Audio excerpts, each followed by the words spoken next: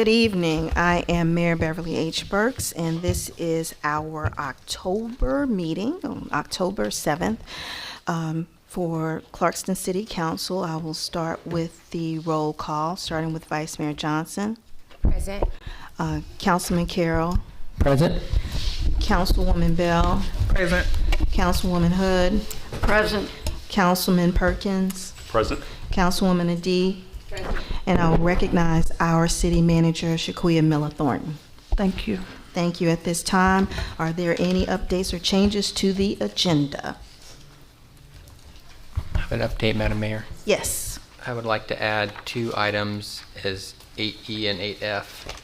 8E is the insurance renewal for 736 Park North Boulevard, and 8F is a resolution to call a special meeting to present the proposed fiscal year 2026 budget to public and to establish the schedule for public hearings and adoption of the fiscal year 2026 budget. Okay. Is there a second? Okay, it's been properly moved that we add E and F.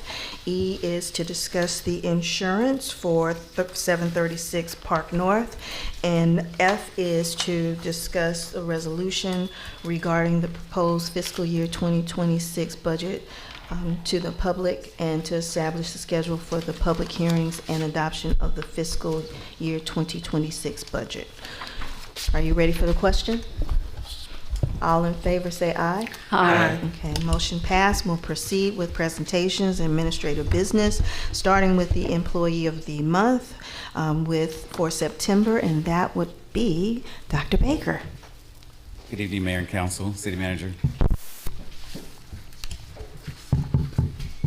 I am here to present the Employee of the Month for September 2025.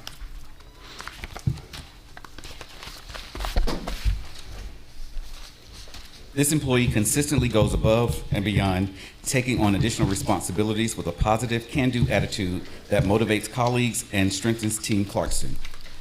They collaboration amongst departments, upholding the city's mission of accountability and service, and adapt quickly to shifting priorities to help projects move along and on track. Their approachable demeanor makes residents feel valued and connected to the city's initiatives. Most significantly, they step up to manage critical projects, and one of those projects was serving in the absence of the communication director to make sure that the processes moved seamlessly and there were no interrupted services. The Employee of the Month for September 2025 is Jacob Bowie, Economic Development Coordinator, Planning and Economic Development Department. Congratulations. Congratulations. Who's taking your photo? So we'll wait. Do we have the business of the month here? We do not. Okay. All right. We'll go ahead and do the business, and then we'll come down and take a photo with you. Okay. And that will bring item B, which is business of the month, with the Employee of the Month, Jacob Bowie. Thank you. Good afternoon, Mayor, City Council, and City Manager. This month, the City of Clarkston is proud to recognize M-Mart International Grocery Market as our September 2025 Business of the Month. Located on Montreal Road, M-Mart has transformed the formal thrift town into a bright, modern grocery store that reflects and serves our community's incredible diversity. Owned by Golnar Lassi and managed by Akbar Lassi, M-Mart offers fresh produce, international products, and certified halal meats, all with a focus on quality, cleanliness, and customer care. Since opening, they've invested heavily to restore trust in the location, creating a store that now attracts not just Clarkston residents, but shoppers from neighboring cities as well.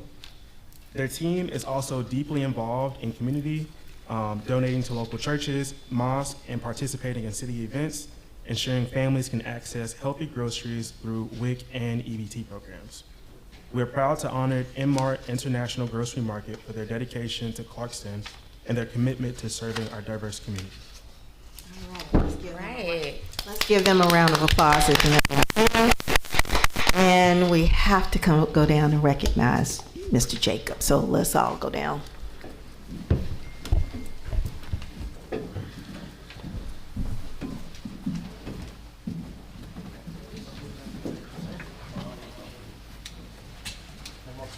Just make sure I'm in the back. Yeah.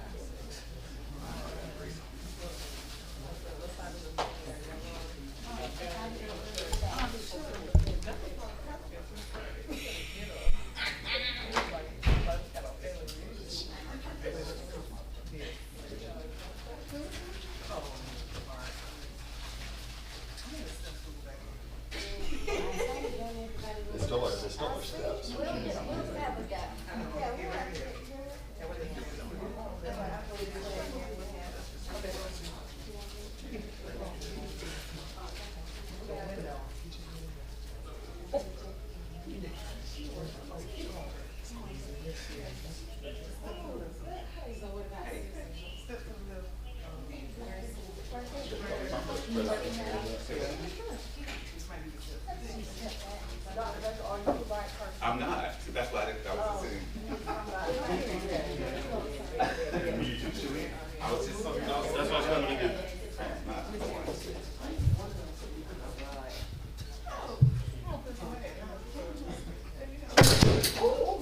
It's okay.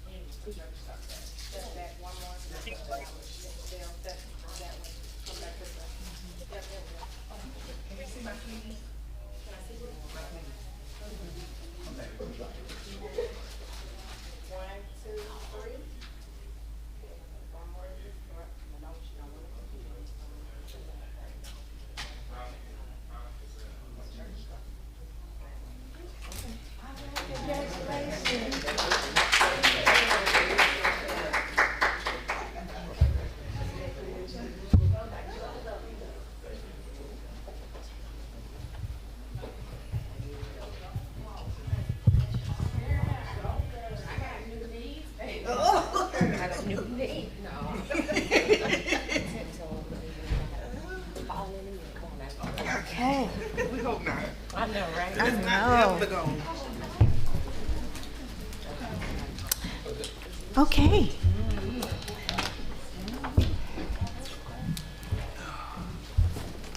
I need a trash can.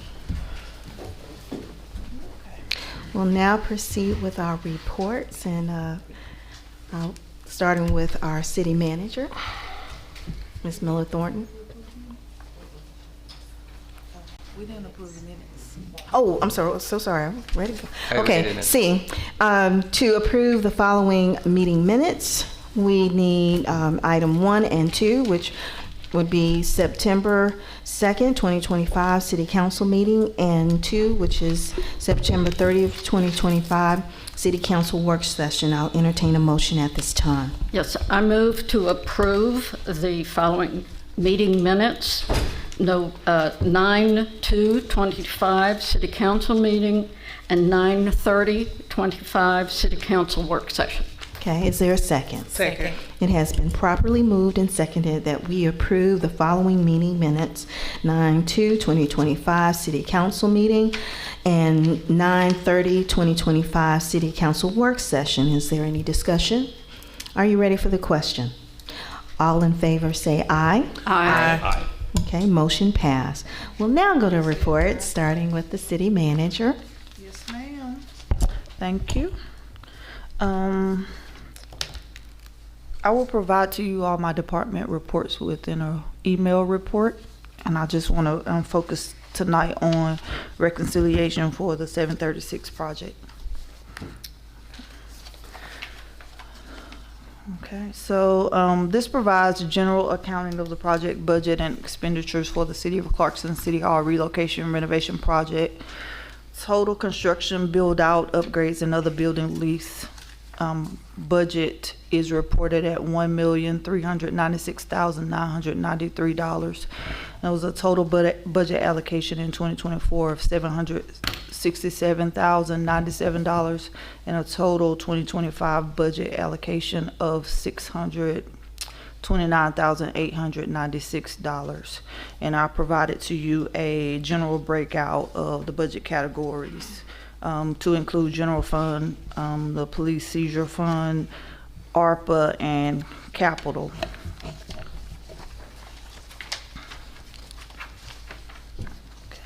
Expenditures, the snapshot for expenditures is shown on page 3.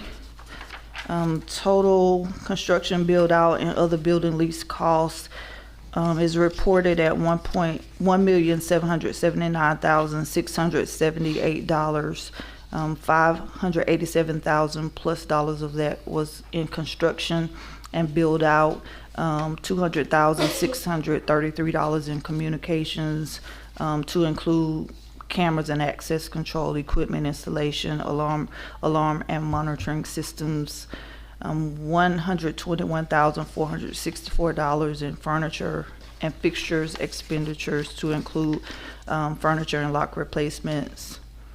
IT upgrades in the amount of $146,721, and signage in the amount of $21,627.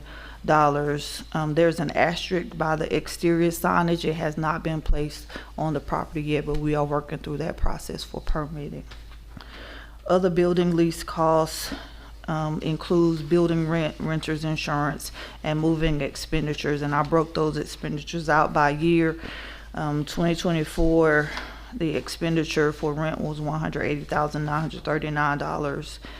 The expense for 2025 is $431,288. Renters insurance, $41,756 for 24. And if approved tonight, $41,700 for 25. Then the moving expense is recorded at $6,395. On page 4 is the total budget for project construction. It's shown at 1.3, almost 1.4 million, and it's $382,685 less than the total expenses as reported at $1,779,678. Now there is a consideration for $314,990 that was approved in a tenant improvement agreement with Stream Realty. Council did approve those funds, but a budget amendment was not accomplished for 24. And so a majority of those costs were expensed in 25, and so we'll have to account for that from any overages in the budget or general fund reserve. So again, total budget for the project almost 4 million. Total expense 1.779 million, for a deficit of $382,685. That does not take into account the $314,990 that was approved for tenant improvements. So overall, the unexpected expenditure exceeds budget expectations by $67,695. I want to make a note that I did not include things like the janitorial, the cleaning services. We include those in normal budget general fund repairs and maintenance lines. Okay. Any questions, please feel free to call, email, text, send a pigeon. Yes, ma'am. Just a couple other really important things. We have early voting October 14th through October 31st. Monday through Friday, October 14th through October 31st, 7 a.m. to 7 p.m. Saturday, October 18th and October 25th, 9 a.m. to 6 p.m. And Sunday, October 19th and October 26th, 12 p.m. to 5 p.m. Early voting locations are Berean Christian Church. All of these? Okay. Yeah, we'll post this on the website.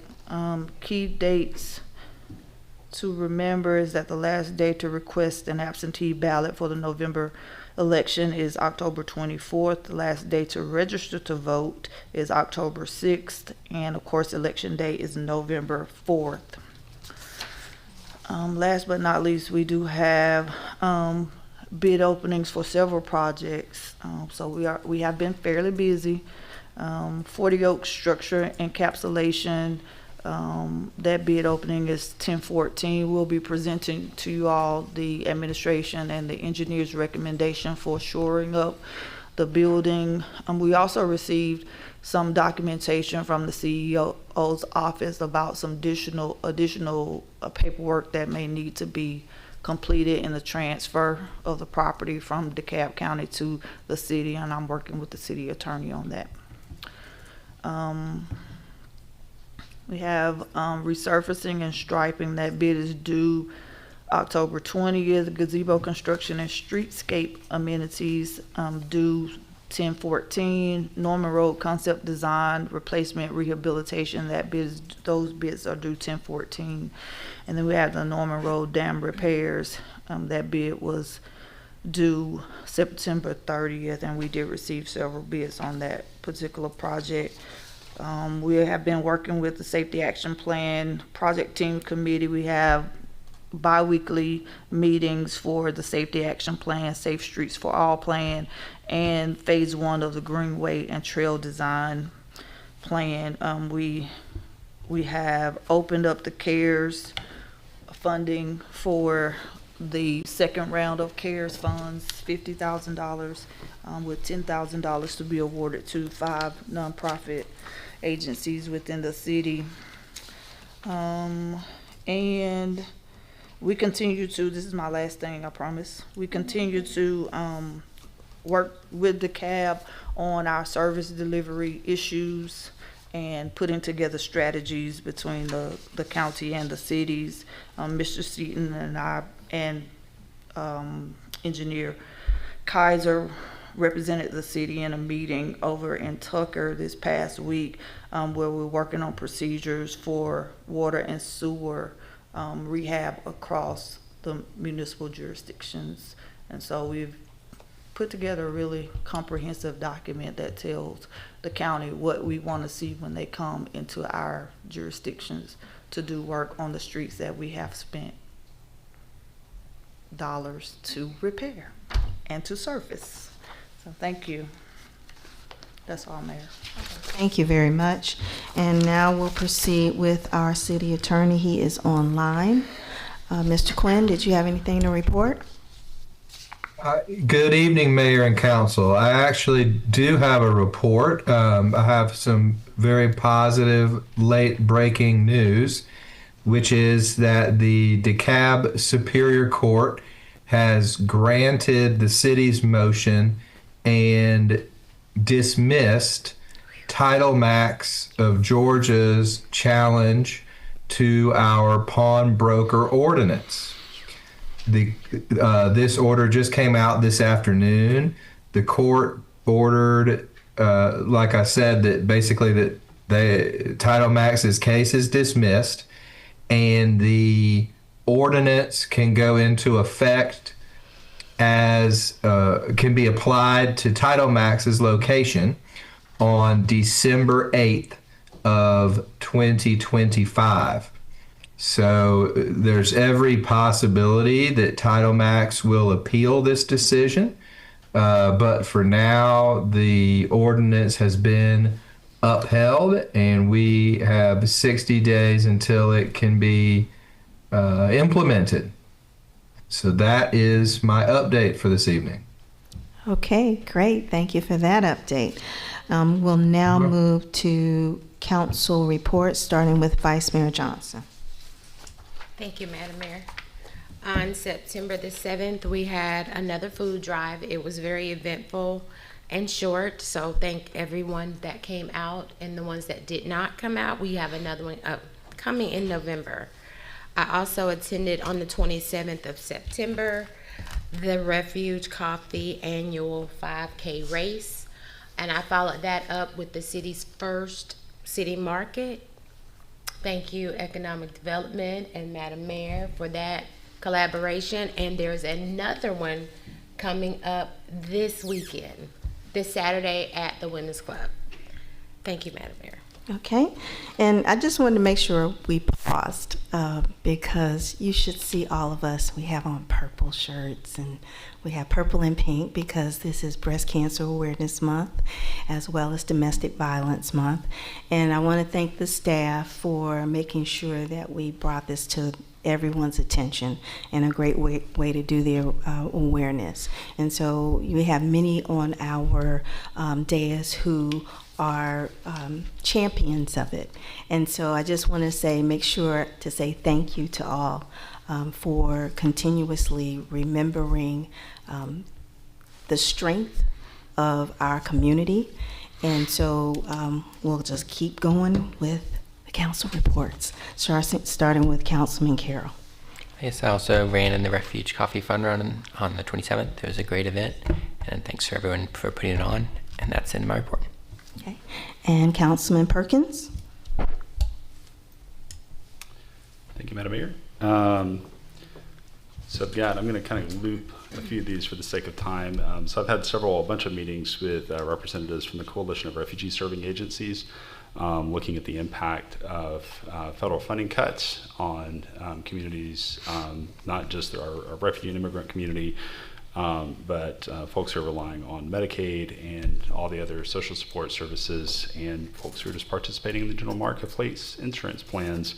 There's a lot of concerning data coming down the pipeline from the federal level, and so we're working to improve our communication and collaboration just across different nonprofits and stakeholders within the community, just so we can try and get a handle on what to expect really between now and the end of the year and in 2026.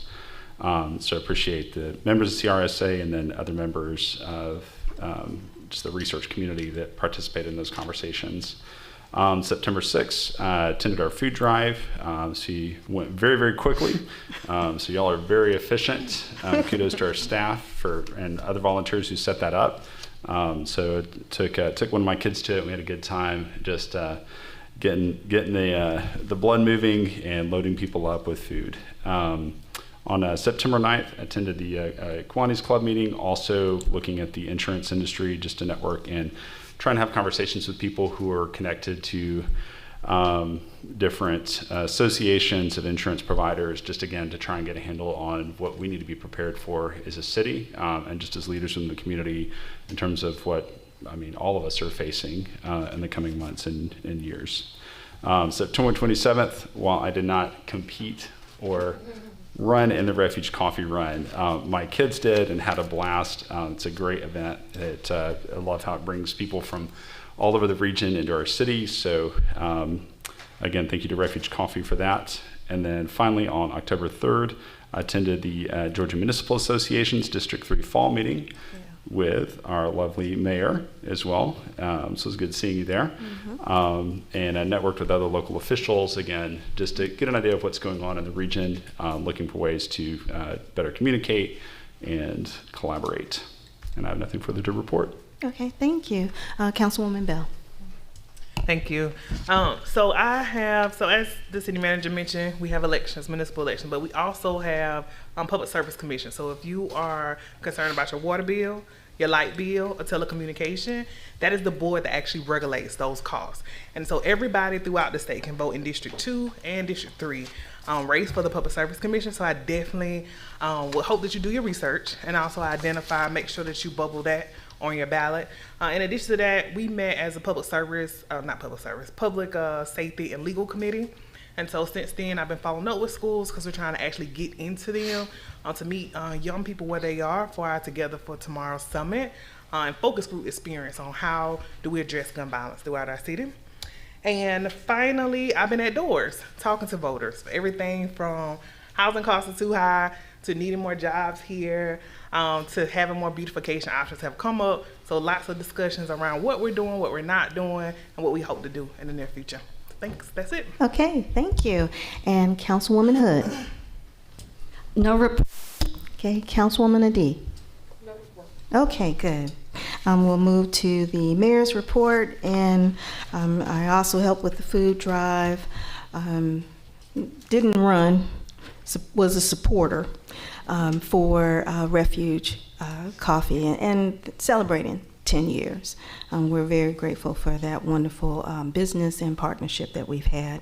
I'm also the chair for the DeKalb Municipal Association Policy Committee, and we did a first, and we had the municipal chiefs to come together and meet at the new Brookhaven City Hall. And so it was a very impactful meeting. We got a lot resolved in terms of finding out the needs of the chiefs. And the city manager was also there.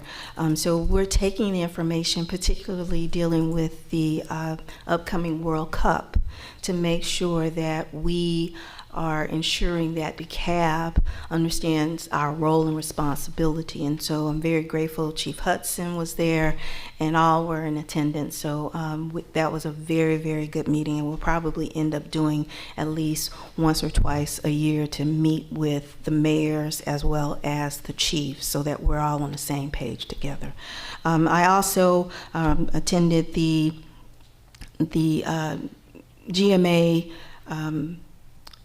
GMA's district meeting with Councilman Perkins, and they brought up a very good point about GIS. And so we're going to make sure in terms of those tools that they have free tools for us to utilize to make sure that we collect all the addresses and some of the other information. But in December, the DMA, we're going to meet with her so that collectively we can work on that 911 system that they have, the digital. So we're working on that as well.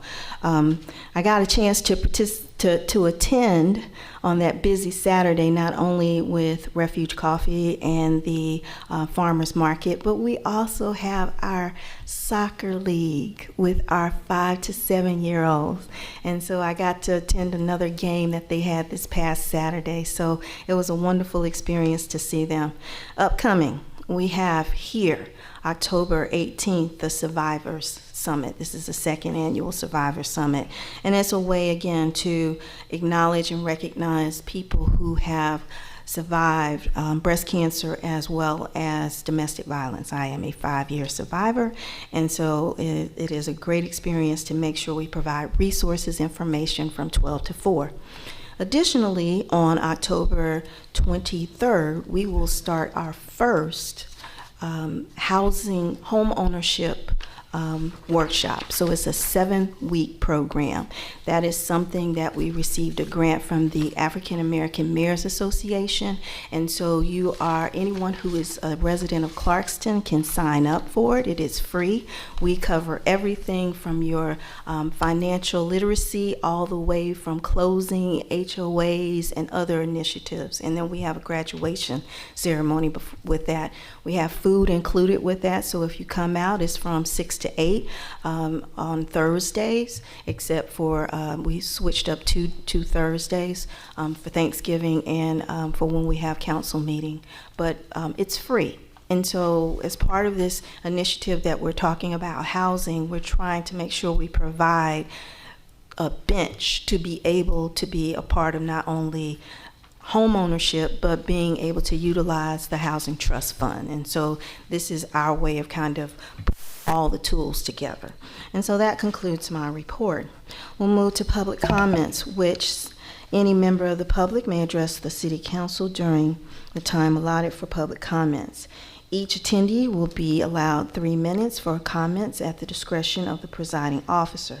The public comment period will be limited to 40 minutes, and it is not a time for dialogue. If your public comment contains a series of questions, please submit those to the city clerk in writing. This will facilitate follow-up by the council or staff. The city council desires to allow an opportunity for public comments. However, the business of the city must proceed in an orderly and timely manner. Clerk Mitchell, did we have anyone signed up? Martha Brown. All right, Ms. Brown.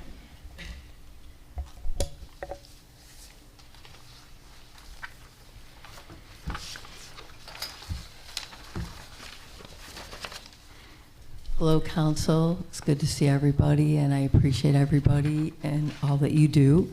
I'm going to make it quick because I really wanted to talk about some agenda items, but it's not clear if that's going to be open for public comment.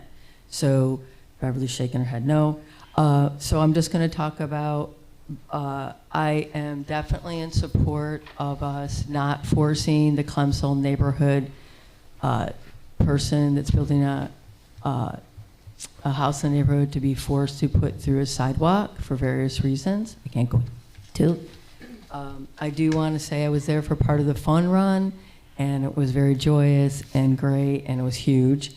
I also wanted to commend the city and the city manager for putting out the Parks and Rec survey. It was one of the first times I've done anything like that in Clarkston. It was very positive and heading in the right direction for the vision of Clarkston.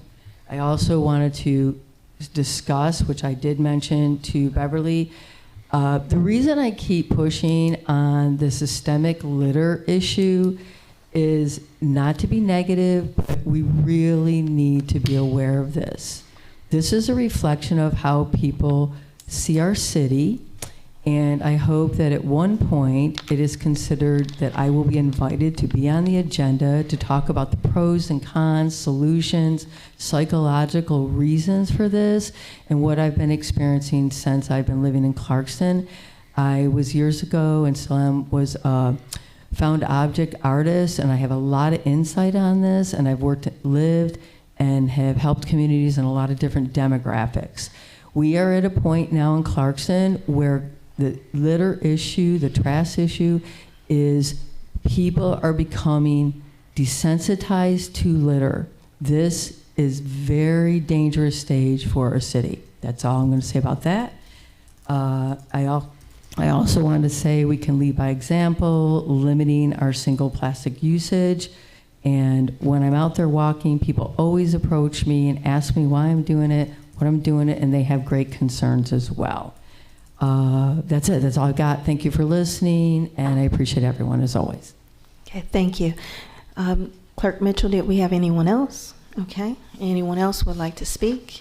Anyone else would like to speak? Anyone else would like to speak? So at this time, I'm closing off public comments. We do not have old business, and now we're going to move to consent agenda.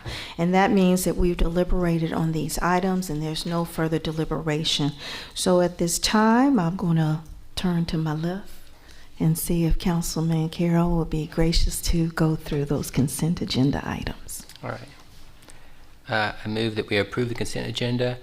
7A to approve proclamation designating October 15th as Hispanic Heritage Month. 7B to approve proclamation designating the month of October as National Employment Disability Awareness Month. 7C to approve proclamation designating the month of October as Domestic Violence and Breast Cancer Awareness Month.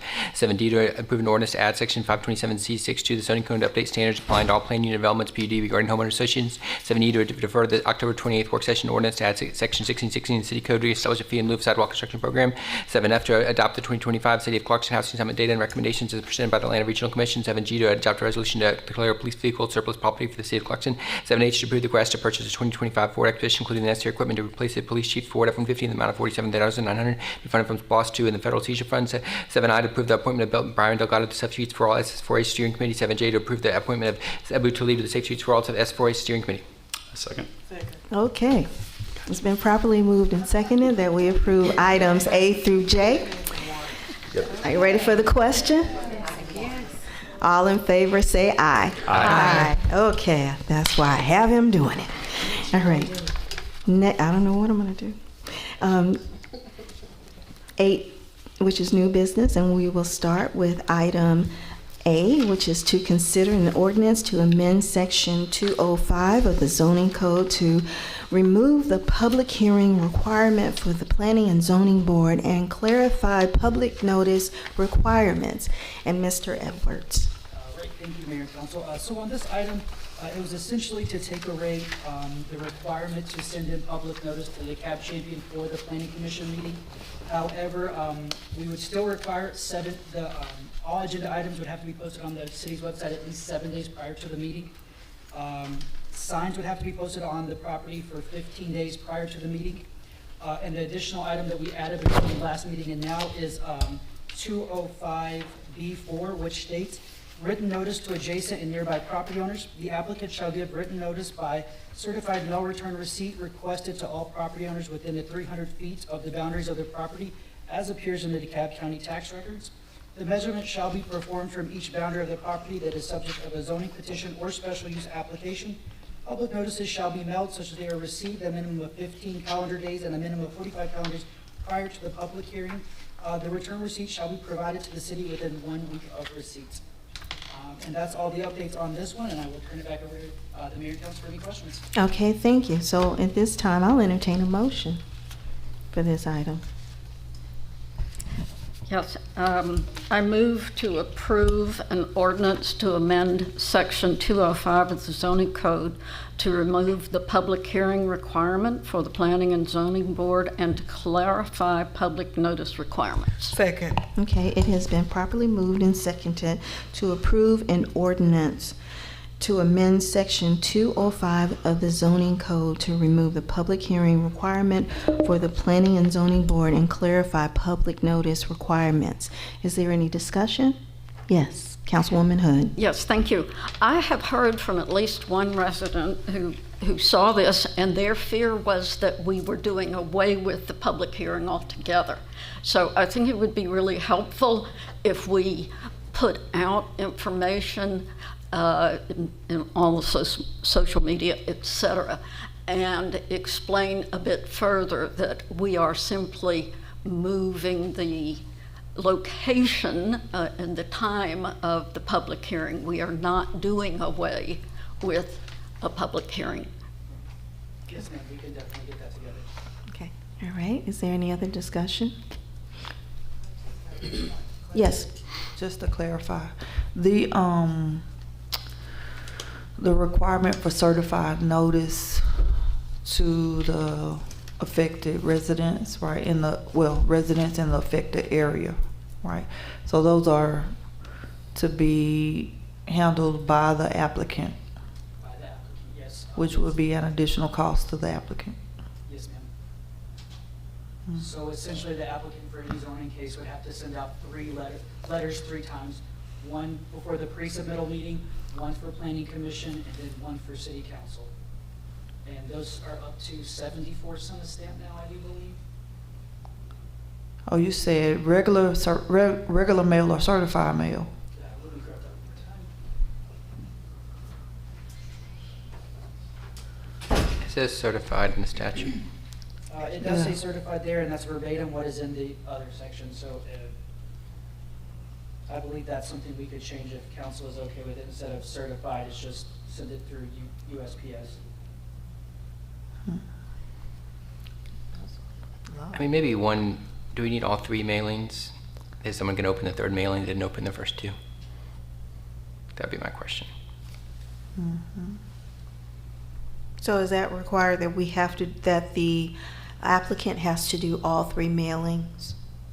Yes, the way it's written now, it does have to be certified mail return receipt, which I believe is not how that's been enforced even before I got here. So we need to look into that a little more. That's my first time seeing that in a zoning ordinance at all.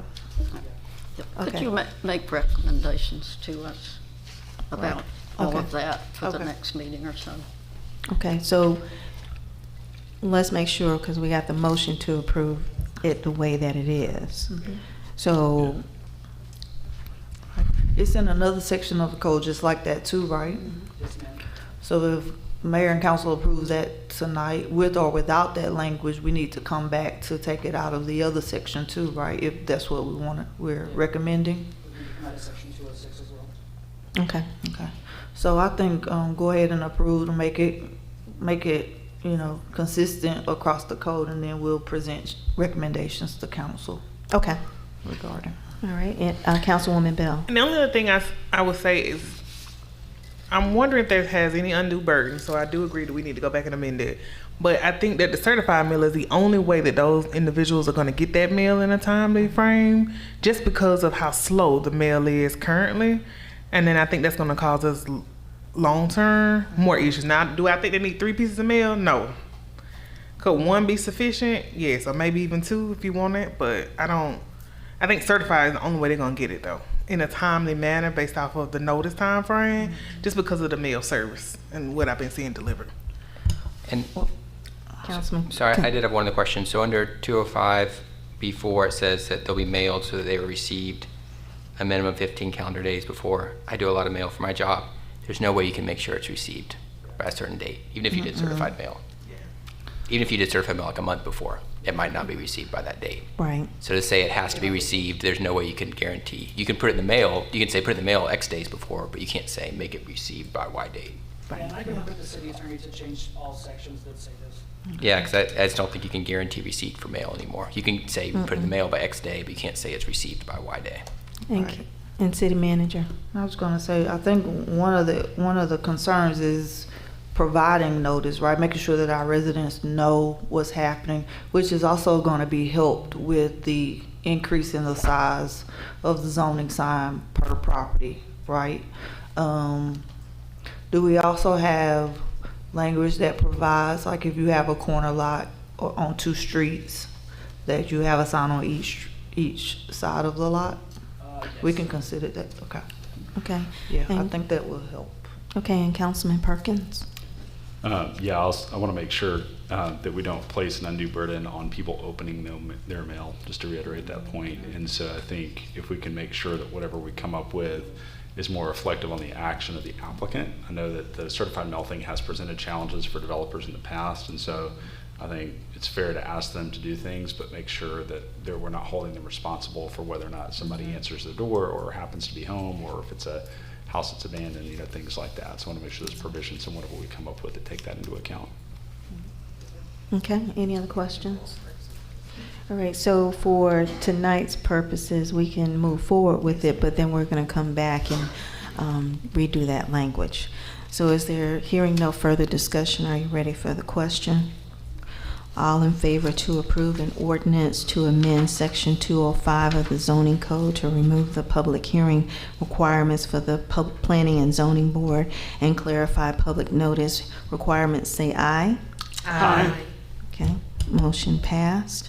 We'll now move to B, also Mr. Edwards, to consider a development proposal in the Clemsel Overlay District with a concurrent variance from Section 540A to not require a 5-foot sidewalk along a local street at 1212 Patricia Davis Drive, formerly known as 3637 Lincoln Street, parcel ID 1811902004. Mr. Edwards. Right, thank you, Mayor and Council. There are no major updates on this one, but just a refresher. It's a proposed 1-story single-family home in the Clemsel Overlay District. And the proposed development complies with all zoning and overlay standards, including setbacks, building coverage, floor area, unit size, and parking. Architectural elements such as smooth lap siding, stucco, and architectural asphalt shingles meet the design requirements of the Clemsel overlay, and the applicant is also requesting to forego the installation of a 5-foot sidewalk along Patricia Davis Drive, citing the absence of sidewalk throughout the Clemsel neighborhood and varying right-of-way lengths throughout the subdivision. And with that, I will turn it back over to the mayor and council for any questions. Thank you. So at this time, I will entertain a motion on this item. I have a motion, Madam Mayor. Yes. I move to approve a development proposal in the Clemsel Overlay District with a concurrent variance from Section 540A to not require a 5-foot sidewalk along a local street at 1212 Patricia Davis Drive, formerly known as 3637 Lincoln Street, partial ID 18-119-2004. Okay, is there a second? Second. Yeah, it's been properly moved in second to approve a development proposal in the Clemson Overlay District with a concurrent variance from Section 540A to not require a 5-foot sidewalk along a local street at 1212 Patricia Davis Drive, formerly known as 3637 Lincoln Street, parcel ID 18-119-02-004. Is there any discussion? Councilman Perkins. So I think we have stuff coming up already to, we've already denied these for other, we've already denied requests to not require sidewalks, I think in other cases. So I think to remain consistent with our previous decisions, and where, you know, I think we've got some examples where we've asked people to just resubmit, we've changed, we've updated our code where necessary. We need to make sure that we're consistent with that across the board, because this doesn't constitute hardship, like I understand it, but I think a better process would have been to, we've known this is coming for several months, go ahead and update the Clemson overlay, the way that text is written, to make this an allowable variance, just so that we don't run into someone later down the road in another area of the city raising their hand and saying, well, wait a second, y'all approved this, what about me? I know we have the sidewalk bank that Councilman Carroll, I think, is going through planning and zoning, kind of proposed coming up, and so my suggestion would be to deny this right now. If they wanted to come back, you know, we wait until we realign the law, so that it provides for this as an acceptable variance, and then go from there. Okay, thank you. Any other comments? Okay. Hearing no other comments, are you ready for the question? All in favor to approve a development proposal in the Clemson Overlay District with a concurrent variance from Section 540A to not require a 5-foot sidewalk along a local street at 1212 Patricia Davis Drive, formerly known as 3637 Lincoln Street, parcel ID 18-119-02-004, say aye. Aye. Okay. All those opposed say nay. Nay. Okay, any abstention?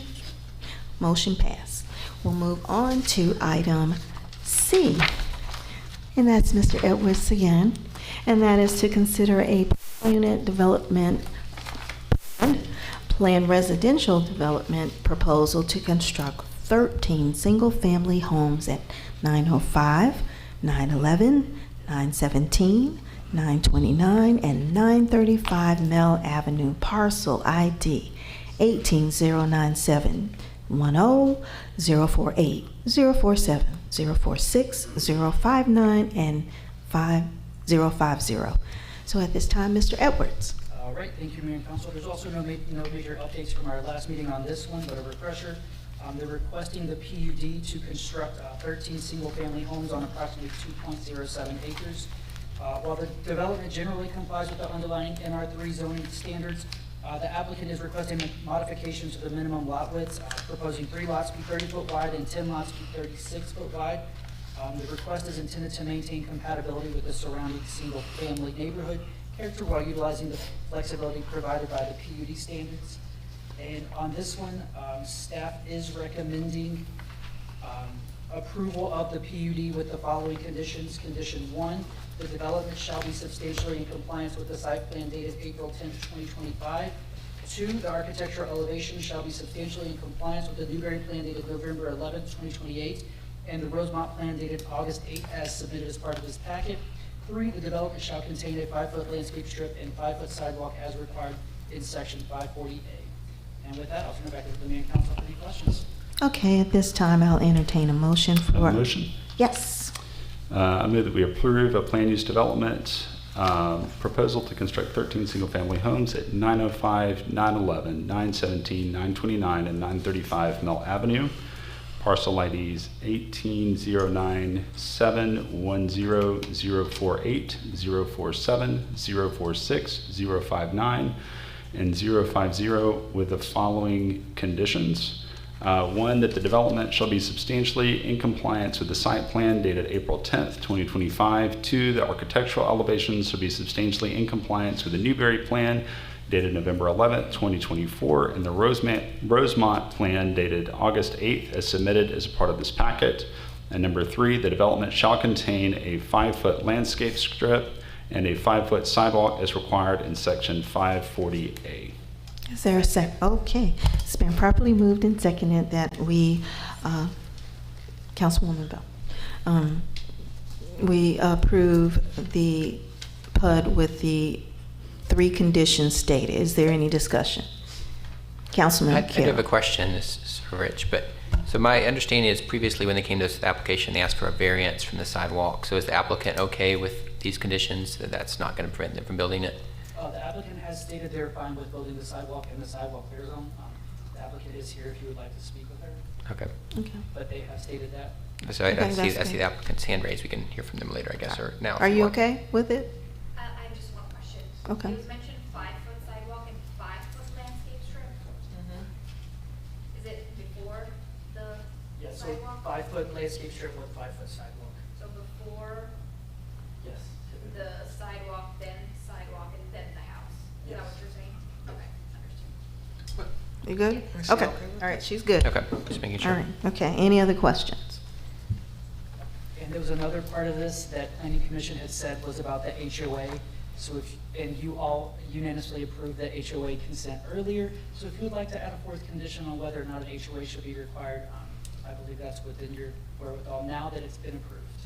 Okay, so do we need to go ahead and amend the motion? Yes, ma'am, I do apologize for being late on that. Okay, all right. So is Anybody- the amendment to require an HOA? Or omitted? Would be, The applicant is requesting to not have an HOA. Okay, so we need to have an amendment to state that there will not be an HOA required? Okay. or if that's what we want. Is that what the applicant wants? No HOA? Okay, I have an amended motion. Okay, I move that we approve the planned unit development for the 13 single-family homes with the following 4 conditions.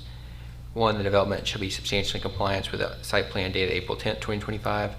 2, the architectural elevation shall be substantially in compliance with the Newberry plan dated November 11th, 2024, and the Rosemont plan dated August 8th, as submitted as part of the packet. 3, the development shall contain a 5-foot landscape strip and a 5-foot sidewalk as required in section 540A. And 4, that the development shall not be required to have a homeowners association. okay. Is that second? Second.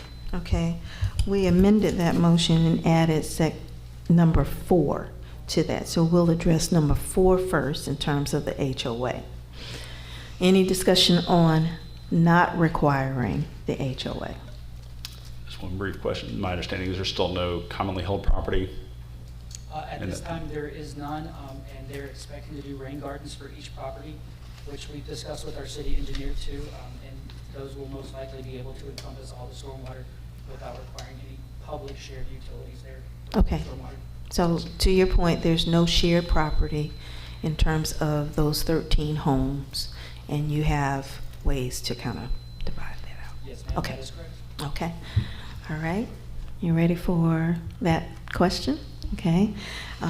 We will address the number 4, which is to not have an HOA. All in favor of that, say aye. Aye. Okay, that passed. Now we'll go back to the main one, which discussed all 4, and that was to consider a planned unit development, a PUD, a planned residential development proposal to construct 13 homes, single-family homes, 905, 911, 917, 929, and 935 Mel Avenue, parcel IDs 18097, 10048, 047, 046, 059, and 050 with the 4 conditions stated by our planning director. Is there further discussion on that? Okay. You ready for the question? All in favor say aye. Aye. Okay. Motion passed. We'll now move to item D, which is to consider a resolution renewing the existing contract with Icon Filmworks for public meeting video recording and related services in the amount of $38,400 to be funded from the general fund effective October 9th, 2025. City Manager. Yes, ma'am. The administration would like to retract its request for renewal of the contract as stated. With the amendment that we could extend the agreement through to December 31 to give the administration an opportunity to chart the course forward. Those 4 meetings that are scheduled would be approximately $1,600 per meeting, which is below the city manager's spending authority. Okay. And just to that point, do we have any, we don't have any special call meetings for the budget? It's on the same night as the council meeting. Okay, okay. All right. Yes. I got a motion. Okay, yes, please.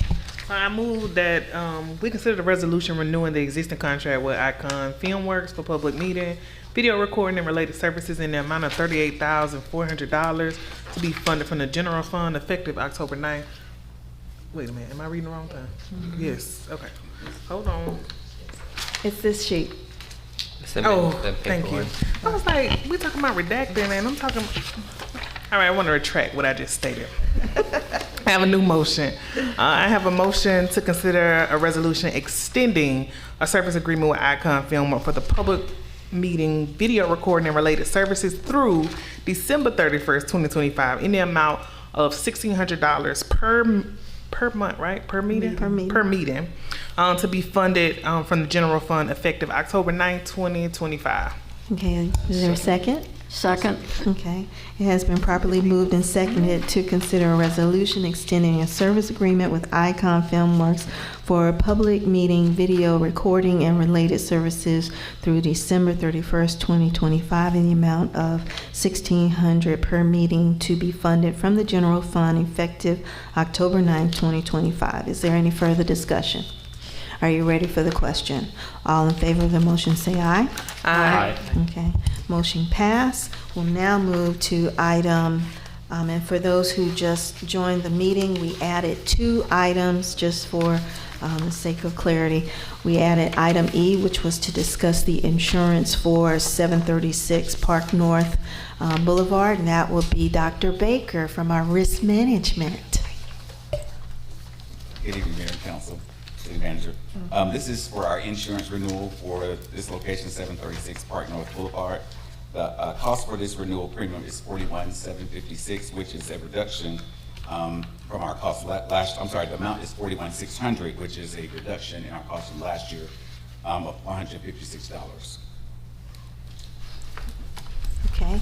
Any questions? Are there any questions about this? I got a motion. Okay. Yep.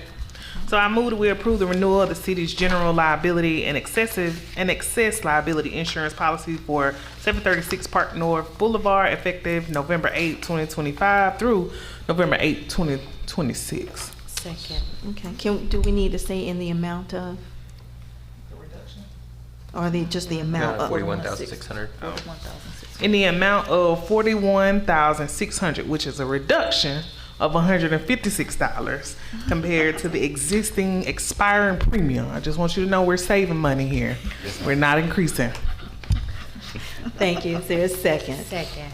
Okay, it's been properly moved and seconded to approve the renewal of the city's general liability and excess liability insurance policies for 736 Park North Boulevard effective November 8th, 2025 through November 6th, 2026 in the amount of $41,600, which reflects a reduction of $156 from the expiring premium of $41,756. Is there any further discussion?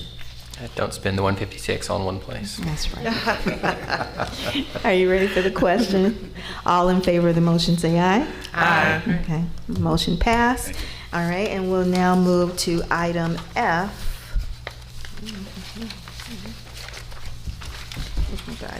which was a resolution by the City Council to call a special public meeting to present the proposed fiscal year 2026 budget to the public and establish the schedule for a public hearing and adoption of the fiscal year 2026 budget. And that's City Manager. Yes, ma'am. In December of '24, council approved a schedule for regular meetings, special meetings and work session meetings of the city council. We are asking council to consider this resolution, which revises the meeting schedule and calendar for consideration of the fiscal year 2026 budget. So on October 28th at 6 p.m., I'll have the pleasure of presenting the proposed fiscal year 2026 budget. On November 6th, at the regular meeting, we'll include a public hearing to receive comments from the public on that proposal. On November 25th at 7 during the work session, we'll have an additional public hearing, and then the final vote on the budget is scheduled for December 2nd. So this really pushes the vote out by 1 month. Okay, thank you. I'll entertain a motion at this time.